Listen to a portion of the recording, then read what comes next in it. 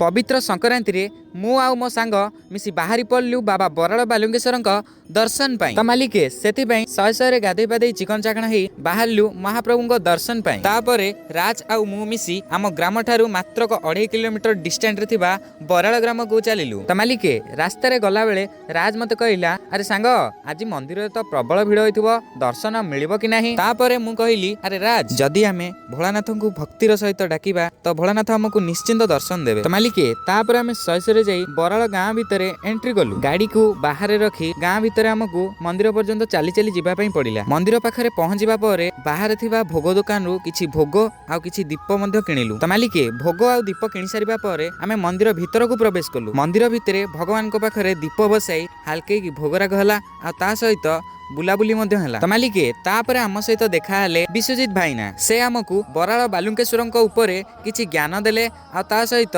विभिन्न आध्यात्मिक कथा मध्य कहिले। तो मालिके ढेर सारा कथावार्ता हेला परे आमे शहे शहे रिटर्न कलु आम घर को। तो मालिके महाप्रभु बराल बालुंकेश्वर फुल ब्लॉग खूब शीघ्र आसुछि देखिबा पई जमार भी भूलिबेनी। रहुछि देखाओ पुणी नेक्स्ट मिनी ब्लॉग रे। जय जगन्नाथ।